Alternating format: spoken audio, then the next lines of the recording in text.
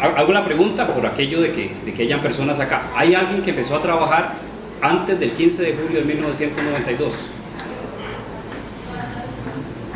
La señora. No estoy averiguando la edad, ¿verdad? Solo se ve. Lo que oigo es que van a tratar el tema este de 2005 para acá. Sí, pero voy a hacer un repaso porque yo sé que al final me van a terminar preguntando ¿qué pasó con los de la edad y qué pasó con lo otro? Entonces voy a tratar de agarrar todas las poblaciones, por eso hago esa pregunta. Hago esa pregunta para que ustedes tengan claridad de cómo funcionan los regímenes, en el caso del magisterio, el régimen de reparto y el régimen de capitalización colectiva. El régimen de capitalización, que es mayoritariamente veo la temática, nace el 15 de julio de 1992. Apunten esa fecha como una fecha vigente en este momento. 15 de julio de 1992. Las personas que iniciaron a trabajar antes de esa fecha, 15 de julio de 1992, pertenecen al régimen de reparto. Ese régimen de reparto es lo que ustedes han escuchado posiblemente, que es un régimen quebrado, que administra el gobierno, que no hay plata para pagar las pensiones, toda esa discusión que se ha dado. Los que tienen más añitos de trabajar tienen quizá más claro ese panorama, pero lo importante es que quienes empezaron antes del 15 de julio de 1992 pertenecen a este régimen de reparto, que es administrado por el Estado. No hay ningún fondo, aunque la ley dice que tenía que haber un fondo, simplemente el Estado tiene la responsabilidad de pagar las pensiones. La ley se lo asignó hacia el Estado es el que recauda esas cotizaciones y es el responsable en última instancia de pagar las pensiones. ¿De dónde va a agarrar la plata? La obtiene del presupuesto nacional, porque el fondo no se creó, simplemente el gobierno recibió los recursos, no creó el fondo y en consecuencia le corresponde pagar las pensiones porque la ley así lo define. Entonces, repito, todas las personas, bueno, como la señora ya que levantó la mano, que están en esa condición antes del 15 de julio de 1992, pertenecen a este régimen transitorio de reparto, que es cosa totalmente distinta en cuanto a cotización, en cuanto al monto de pensión. Se refiere a un tema del convenio 102, ahí los que más añitos tienen que vieron en algún momento, pero veo que mayoritariamente, pero se los aclaro para que ustedes hagan esa división. En consecuencia, todas las personas que empezaron a trabajar después del 15 de julio de 1992 en educación o en instituciones relacionadas con la educación, en el caso tecnológico o cualquier institución relacionada con la educación, pertenecen al régimen de capitalización colectiva. Y este régimen de capitalización colectiva, sí, la ley se lo asignó a la Junta de Pensiones, la ley marco de pensiones, la ley 7302, y le dijo a la Junta de Pensiones: usted es la que va a recoger las cotizaciones, es la que va a administrar los recursos, es la que va a pagar las pensiones y es la que le va a poner la cara a ustedes si la cosa no funciona. Así de simple, que de hecho en este momento este fondo ya acumula cerca de 900.000 millones de colones, para que ustedes vean la dimensión de este tema. ¿Y qué ha pasado entonces en el régimen de capitalización? En 1995, con la ley 7581, esta ley 7581, que no es una ley de reparto, yo he escuchado a mucha gente decir, es que la ley de reparto es la... No, la ley 7531 en 1995 le hizo cambios a este régimen viejo, régimen de reparto, y al régimen de capitalización colectiva. Es una ley que regula los dos regímenes, tanto el régimen viejo de reparto, así se llama, los que están antes del 15 de julio de 92, y también al régimen de capitalización colectiva. Le hizo modificaciones. ¿Qué modificaciones le hizo esta ley de 1995, la famosa huelga en julio de 1995?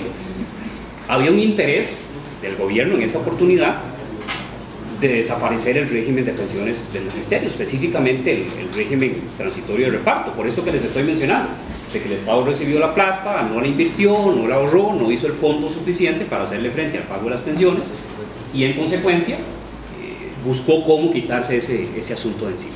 Ese fue el espíritu y por eso se dieron todos estos cambios en 1995.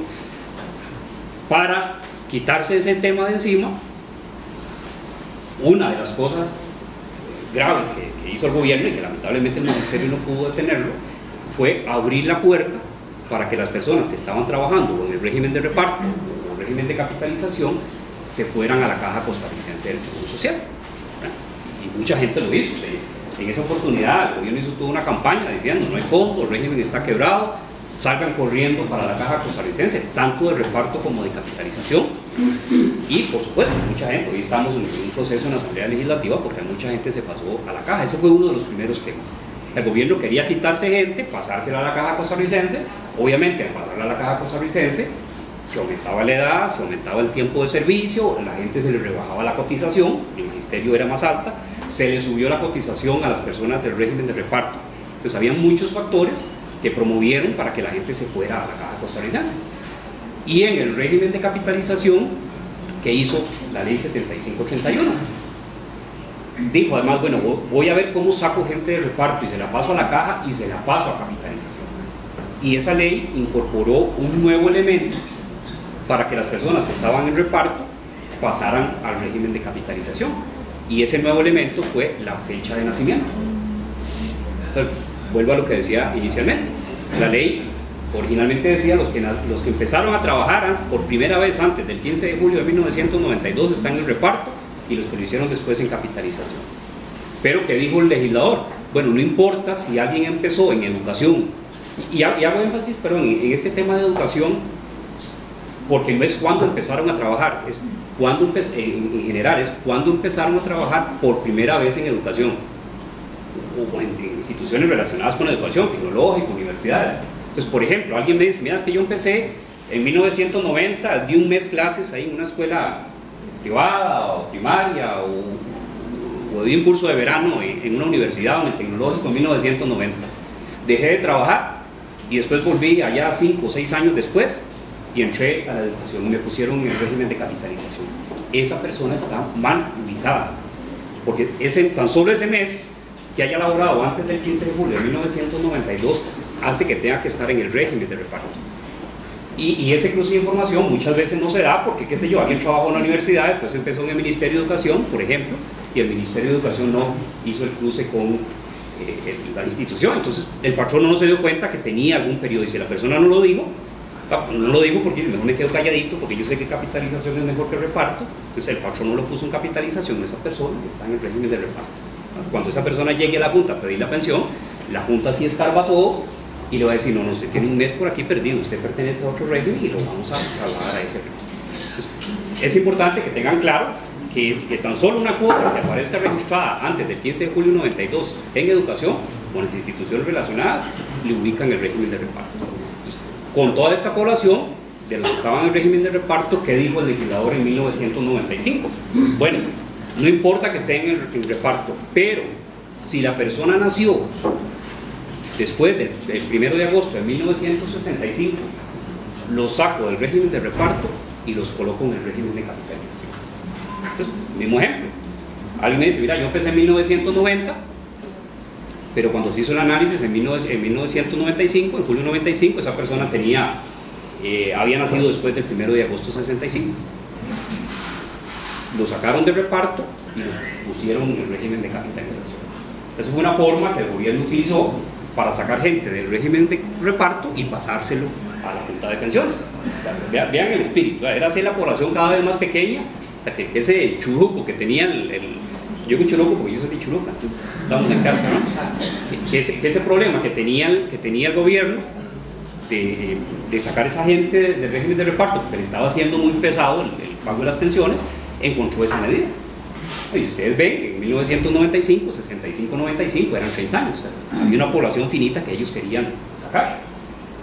Pasaron cerca de 5.500 personas que habían empezado antes del 15 de julio de 92, pero que nacieron después del 1 de agosto de 65. Entonces todas esas personas salieron de capitalización y se le pasó a la Junta de Pensiones perteneciendo al régimen de capitalización. Muy vivillo el gobierno, le pasó la gente, pero no pasó la plata. La plata que las personas habían cotizado en el régimen de reparto se la dejó, simplemente le pasó a las personas, y en adelante, desde luego, las personas siguieron cotizando para el régimen de capitalización. Esa población en particular, con una reforma que se hizo en el 2009, la ley 8721, se reversó. ¿Qué significa que se reversó? Que ya la edad no se tuvo en cuenta. ¿Y por qué se reversó? Bueno, precisamente porque el gobierno no le pasó la plata a la Junta, o sea, se dejó los recursos de esas cotizaciones que había recibido estando en reparto y le pasó a la gente. Como esa reforma se hizo hasta en el 2009 y además había alguna incongruencia en la normativa, en la ley 7531, pues esa incongruencia generó muchas discusiones en la superintendencia, en la misma sala constitucional, pues había un tema jurídico y se reversó precisamente porque el gobierno no quería devolver esa plata. Y esa plata ya al 2009 correspondía a 35.000 millones de colones. Entonces el gobierno tenía que tomar decisiones. O dejaba a las personas en el régimen de capitalización de este grupo de la edad, pero tenía que pasarle cerca de 35.000 millones de colones que le correspondían a las personas, o sea, que eran las cuotas de las personas. O recibían nuevamente la gente. Bueno, el gobierno optó por recibir las personas. Entonces, en esta ley 8721 del 24 de abril de 2009, el legislador dice, ¿no?, desaparecemos el tema de la edad. Pues por eso les decía, esa fecha inicial del 15 de julio 92 es el único parámetro vigente en este momento. Entonces, si hay alguien, y de hecho ya hemos coordinado con recursos humanos acá y con todas las instituciones para corregir eso, pero si alguien está en esta circunstancia y no sabe, bueno, el tema de la edad se eliminó. Entonces,